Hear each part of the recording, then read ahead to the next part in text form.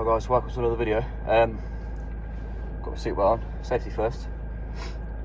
Just on our way to Alfred's now to grab the an ISO cable for the head unit. We're going to change that because I can't be listening to the radio. It's just a stock head unit for the Mark 5 Golfs, obviously. Speakers sound, I want to say, half decent. Hopefully they'll be amped a little bit more with a new head unit in it. So yeah, let's get going to Halford's and yeah, you can kind of learn with me, I think, because I've only ever changed one of these.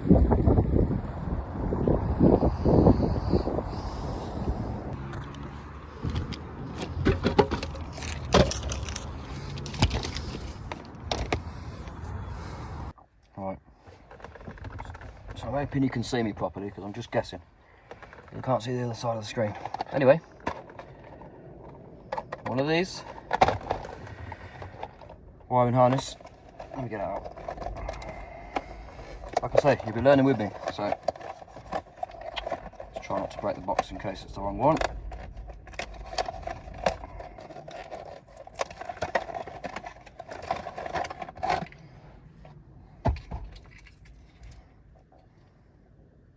That's the end I'm not sure about. So obviously these ends are always the same.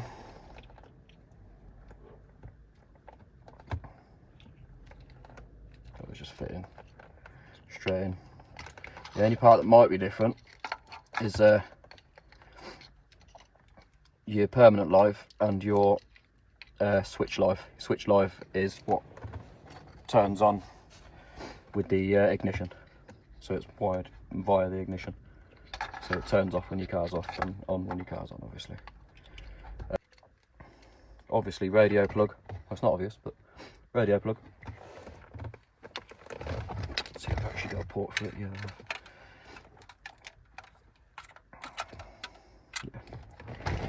Anyway, I've taken some of these dashboards apart, and I do have a trim puller.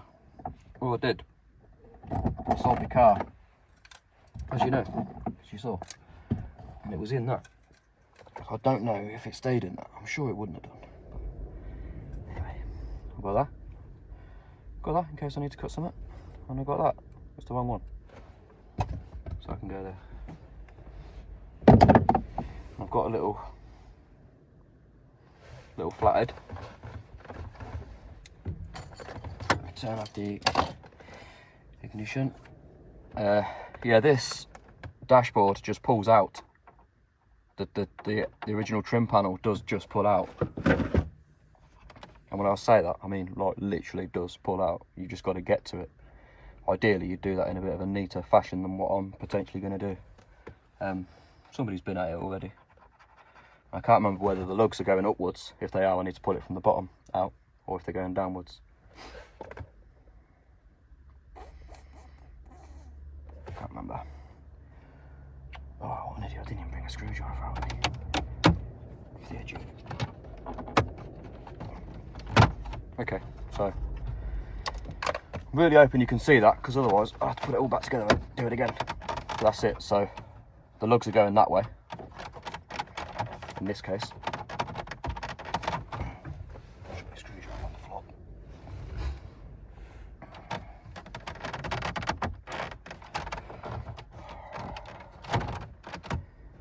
Come on, Dave, sort it out.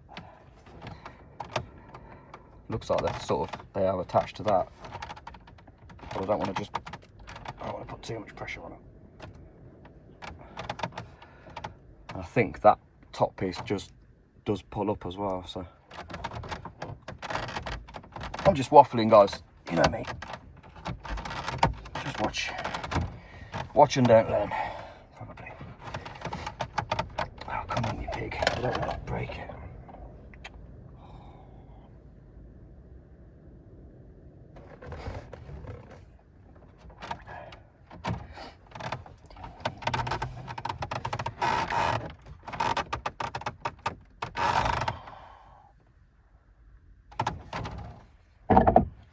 Just where this one comes in handy, I think. Just don't want to damage anything. The car's already been a bit trashed, so I'm up against it as it is. So obviously I don't want to start damaging stuff. You know what it's like if you do it yourself, you can't take your eyes off it. Little marks here and there, you know, that I'm going to know that I've put there. Hopefully not.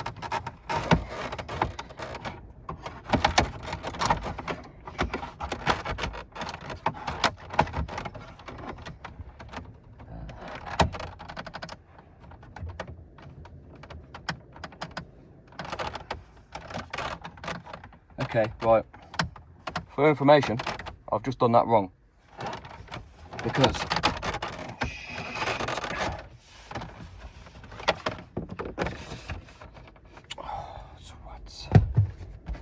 all you VAG guys out there are going to be watching this knowing I've done that wrong as well. What an idiot. Let me show you what I was doing wrong. I've pulled that out. And I'm wondering why that won't come out.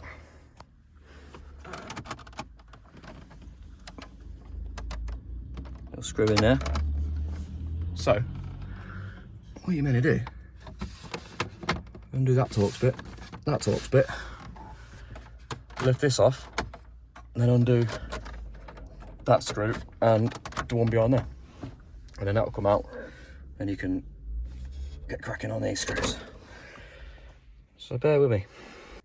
Tell you what, this little toolkit has come in so handy. It's unreal. It's not unreal, but it's not that dramatic, but it's quite good. It's a little kit. I think I got it from Sainsbury's. It's like a tenner. But honestly, it's had so much use. Literally. Like when my diesel pump was messing me about on the E46, when I've hit the floor with it and stuff, I've managed to do the whole job with just that kit. Under the bonnet when the pipes were rotten through, I've managed to sort it all out with that. Such a good kit, I recommend it to anybody.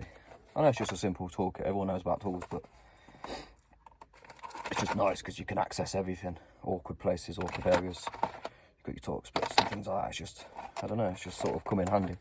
You know, like literally I've not needed anything else for so many jobs I've done. Like it goes up to 13 as well. So you got from like 5mm to 13mm.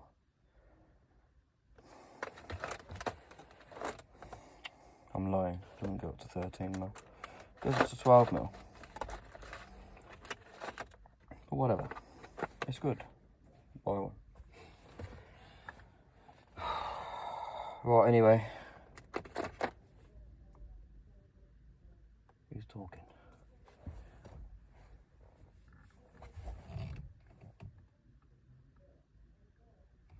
Steve.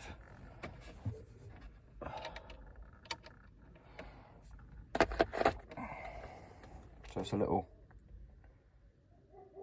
Torx 20, T20.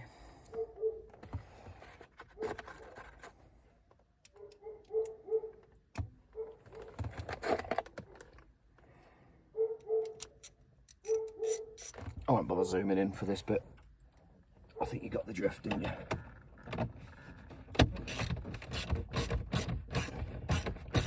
The only problem is because I pulled on that fascia panel now, I feel like the grills are too far back in. I need to probably put it back together because I think the grills are going to stay with it.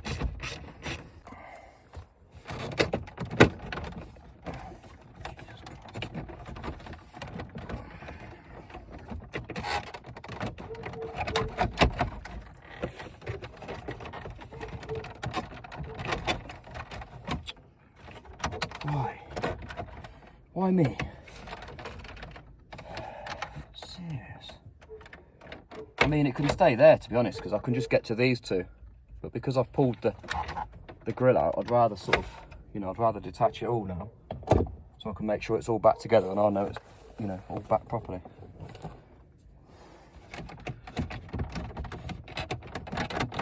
Either that or just break more. Oh, come on. I thought beams were bad.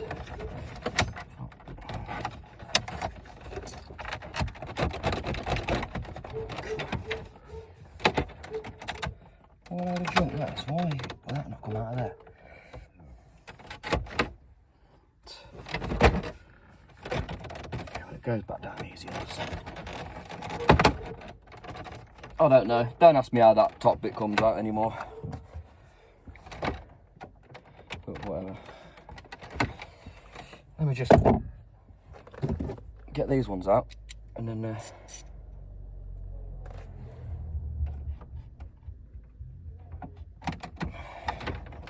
be alright. Also, it's just a bit nicer I've been able to work without stuff all around you.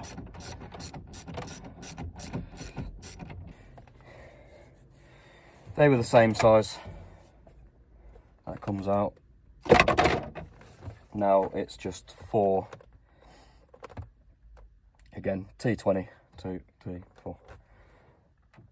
I might purchase a double din at some point. Little Android one though, like a 7 something inch screen on it. All touchscreen, Bluetooth, I think DAB, all the rest of it. Only £65 on eBay.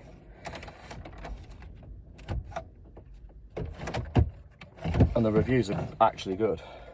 And people are usually quite fussy with stuff like that, I think, so. Hopefully I can take people's word for it. And I buy one and it's not crap. I was weighing up my options. I was a bit impatient on doing this because I've got this head unit already. You know, I didn't buy it separate, you know. So. Just got a little clip. I don't know if you can see that, but push that backwards. And then these have just got a little piece that you push in. It says, let me do the one nearest me first. Yeah. Come on. Massive unit, isn't it? Considering there's only a bloody radio in it. Oh. Yeah, like I say, guys, I probably will buy one of them for the sake of 60 quid for a quick job. I mean, even when I didn't know what I was doing, it's I think 10 minutes so far or something. So well, let me see if this is going to fit now. Let's look at the next thing on it. Watch this not fit. Yeah, I think it's good.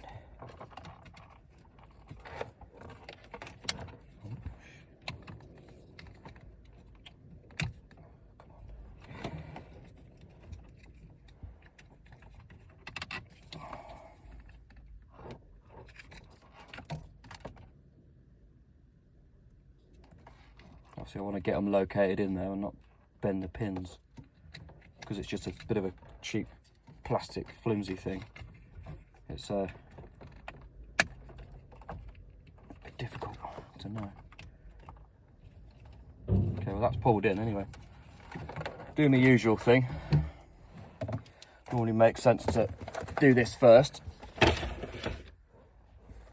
Partly because I'm impatient, partly just because I want to know that it's going to work. Plug all my stuff in. If it powers up,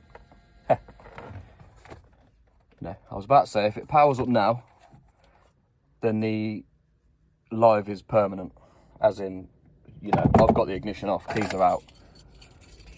So like I say, if it powered up then it would mean that it was that the permanent and the remote lead were the wrong way around.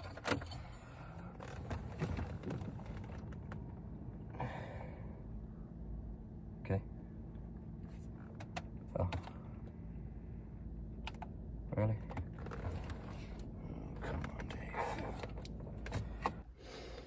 Right. Quick Google. Refresh my memory. The last time I did one of these was on my mate's car.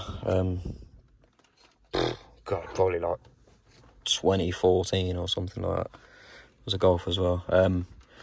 Anyway, I should have realised, a bit of a rookie error to not notice. The only wires that were coming out of here, this red one, if you remember a minute ago, was just dangling. It was wrapped up in this. They've done that so that you feed this into an ignition switch, so a switched live. Anyway, you need to find a switched live for this and run it under your steering column and then into the, and let me show you, into basically the fuse boards behind there. So with a multimeter, ignition on and off a load of times with it in different fuses, and you'll soon find one, and just tap it into there. Somebody just now online has said that these Golf Mark 5s, at least anyway, don't come with a switch live in the harness. There is no switch live in that harness at all, apparently. So you can either buy a CAN interface for it, or do what I just said. What I've done, so I can show you, is this was like this. So I'm not sure if you've done this before, but this is what it looks like when you take one of these boxes apart. So basically that will plug in, you know. If you need to take it back out again, got this little turned up piece on here so it won't come out. I mean, you can be a bit brutal and pull it if you want and then just bend that back, but I wouldn't advise it. Don't go off my say-so. But anyway, I've plugged that into there. I did briefly look on the back of here first, so I could see that there's a live and a live.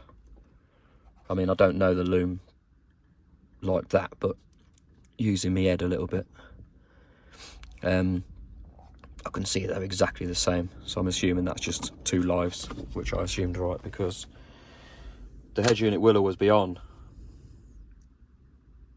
Oh, my heart went then. I thought it wasn't going to turn on. Now I have double checked that it's storing stuff, and so I've put the base on 7, for example. So I know it's storing stuff, you know. So every time I come into it, it's not gonna lose my settings, my Bluetooth and whatever. But anyway, annoying, but I just have to do that every night for now, whenever I leave the car. So anyway, I hope you got that, because I'm not telling you again.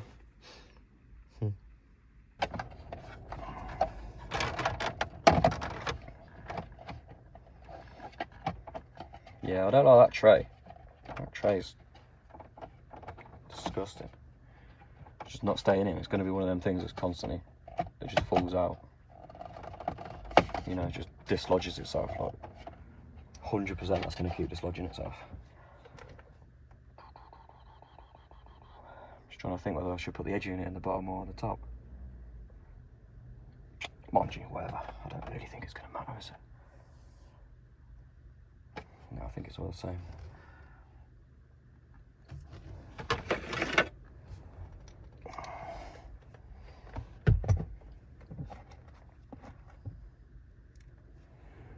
He's like a sieve, I swear to God.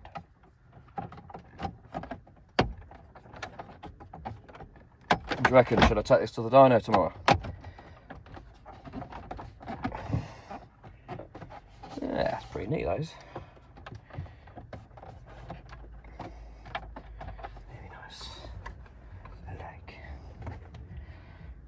Yeah, take it to the dyno tomorrow. It seems to be, when I'm not trying to squeeze more out of the car,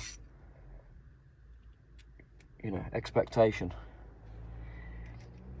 When your expectation isn't too high, it feels nice. You know, you're not expecting it to hit like 30 psi of boost.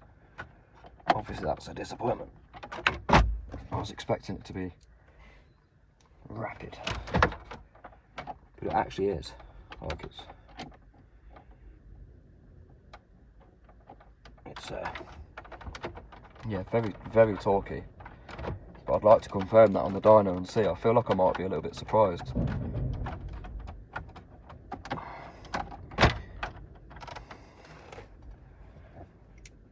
Just because the boost seems to go on, it doesn't go on forever, but seems to work up really nicely.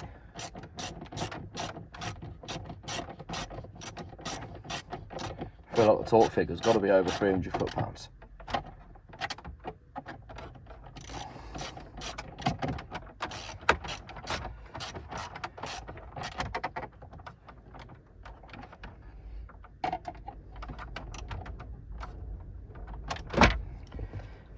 Anywho.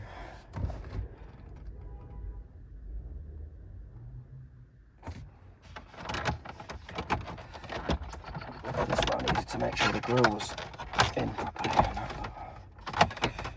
Yes. Yeah, happy days. It's kind of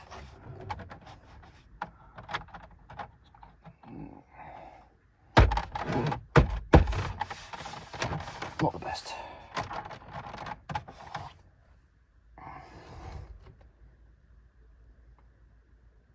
Yeah, happy enough with that.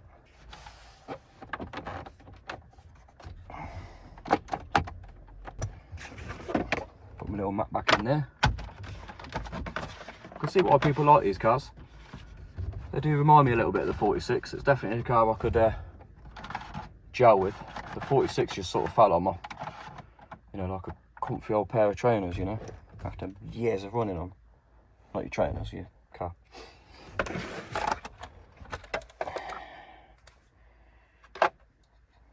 But I like to be a little bit knowledgeable about what it is I've got, and I became like that with the 46s.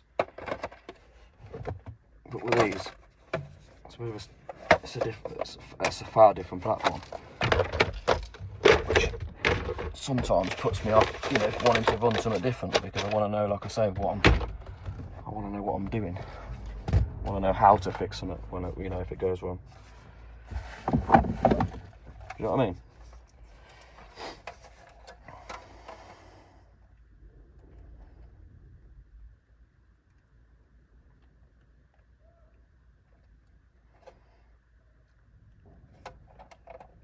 I feel like doing this now, it's just reminding me, I feel like you're meant to do this after, before. I was supposed to have really... Such an idiot, I know, what's wrong with me? Yeah, I'm definitely supposed to have done this first, aren't I? Supposed to have put the...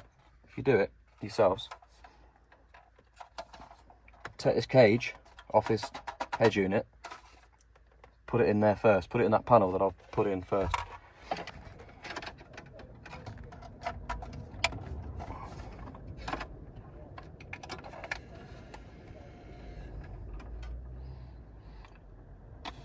Be good to get some sounds in here as well. These sound unreal with sounds in.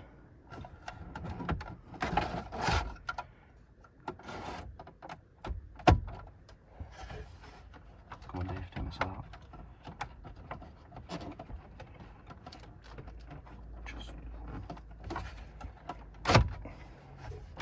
Ah, yes, perfect. Look like Alfred's did it. Ta-da. There you go. It was unplugged, so I'm assuming it's going to have lost its, yeah, it's lost its stuff. Which I'm happy about, because it means it hadn't kept it before, just because the radio had some sort of memory.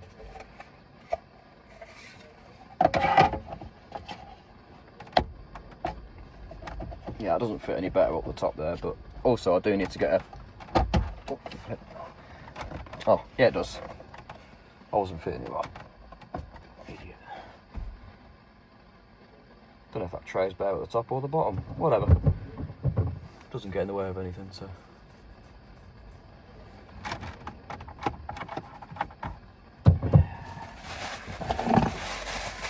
Anyway, I hope you learnt something there.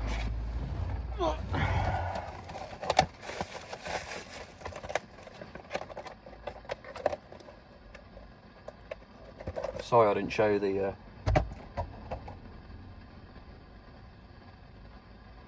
actual main wiring of the remote live, but I think I explained well enough.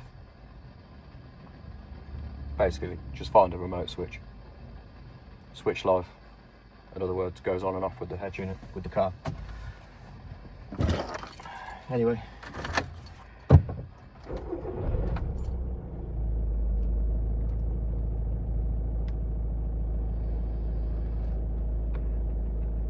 Annoying head units that turns off when the ignition's cranking.